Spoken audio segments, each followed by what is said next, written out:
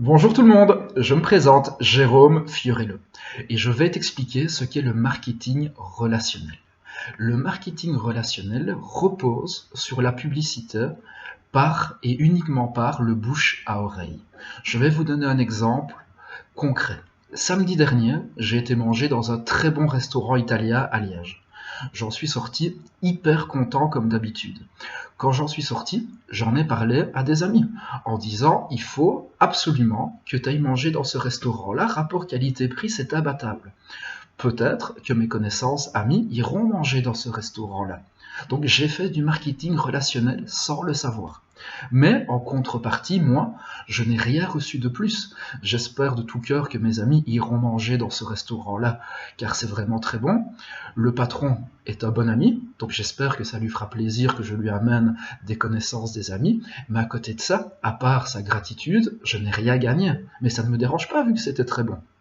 Et il y a des sociétés qui ont compris ça, qui se sont dit la meilleure publicité gratuite qui existe, c'est le bouche à oreille. Donc je vais permettre à mes clients qui sont satisfaits de pouvoir en parler à d'autres personnes, si bien sûr ils sont toujours satisfaits, de montrer le produit ou le service s'ils le désirent, et si les connaissances de ces personnes achètent le produit comme ils l'achèteront dans un autre magasin, ce n'est pas acheter quelque chose qu'on n'a pas besoin, c'est avoir besoin de quelque chose et se dire, ben oui, j'ai deux possibilités.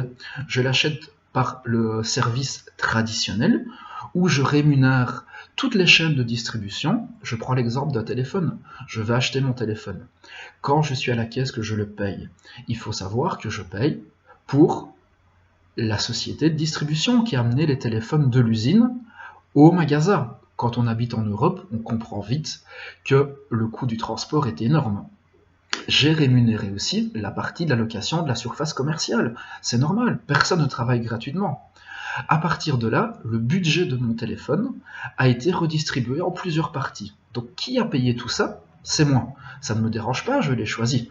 Mais d'autres sociétés se sont dit, je ne vais pas attribuer un budget publicitaire sans savoir où je vais, car c'est toujours qui tout double. On met le budget, on paye la société qui fait la communication, et on ne sait pas s'il va avoir de retombées commerciales ou pas, financières ou pas, pardon. Dans le marketing relationnel, c'est différent. Les clients sont satisfaits du produit et s'ils veulent le recommander à leurs amis, leurs connaissances, leurs voisins, leur famille, à partir de là, ils perçoivent des commissions. Maintenant, je vais vous donner un autre exemple à ne surtout pas faire. Quand on rentre traditionnellement dans une société de marketing relationnel, on pense que son produit ou son service est le meilleur du monde. Donc on pense bien faire, mais on harcèle ses connaissances, sa famille, ses voisins, et on se rend compte après qu'une mauvaise réputation est arrivée. Et à partir de là, on a du mal à continuer son activité. C'est parce qu'à la base, les personnes ont mal formé les nouvelles personnes qui ont commencé leur activité en marketing relationnel. Et ça ne marche pas comme ça. Une personne qui est convaincue d'un produit, d'un service, elle ne doit pas aller faire la charité auprès des personnes pour qu'on le achète. Elle dit simplement, j'ai une nouvelle activité qui me permet certaines choses. Et si tu décides d'acheter mon produit ou mon service dans un magasin traditionnel, par respect envers moi, pourquoi pas essayer de comparer le comparable? Ça prendra 10 minutes.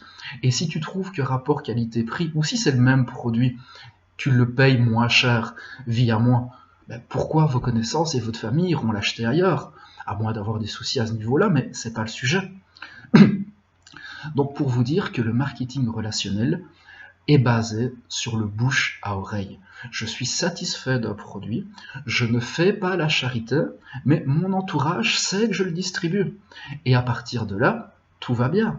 Et si une personne achète le produit, je reçois des bonus. Ces bonus peuvent me servir d'avoir d'autres produits gratuits. Maintenant, si j'ai une grande bouche et que je décide d'en parler un peu plus, car je pense que mon produit est bien, est génial, est intéressant pour beaucoup de personnes, pardon, si je ne veux plus avoir autant de produits gratuits parce que je n'en fais rien, je demande à la société qu'elle me paye. Mais ça ne la dérange pas, elle n'a pas prévu de budget publicitaire. Donc le budget publicitaire est redistribué à ses clients. Et dans l'état de crise financière où on est aujourd'hui, je pense que beaucoup de personnes ont besoin au début de 100 euros pour arrondir leur fin de mois. Dans le marketing relationnel, si on regarde les statistiques des personnes qui travaillent correctement, ou plutôt qui recommandent correctement des produits et des services, on considère que leur premier mois, ils gagnent 100 euros. Le deuxième mois, ils en gagnent 200. Il y a une augmentation de 100 euros tous les mois, car on apprend aussi un peu le métier. On apprend comment parler, comment s'exprimer. Moi, au jour d'aujourd'hui, je peux vivre du marketing relationnel et pourtant je suis loin d'être un orateur fini. Je suis loin de savoir m'exprimer correctement. Mais j'ai compris que certaines sociétés redistribuaient une partie de leur budget à leurs clients et je me suis dit pourquoi pas prendre une part de marché. Et après, ça peut aller très loin. Je vais vous donner un exemple. Demain, je sors de chez moi avec, je tape dedans, avec un pot de mayonnaise. Mon voisin vient manger un barbecue chez moi. Il me dit waouh, le pot de mayonnaise est génial, je veux en acheter. Donc il en commande et moi je perçois une commission. Après mon voisin invite ses autres voisins que je ne connais pas chez lui et je ne suis pas là. Il recommande ce pot de mayonnaise à d'autres personnes. Je ne connais pas ces autres personnes, même que je m'en doute qui c'est mes voisins. Mon autre voisin achète également.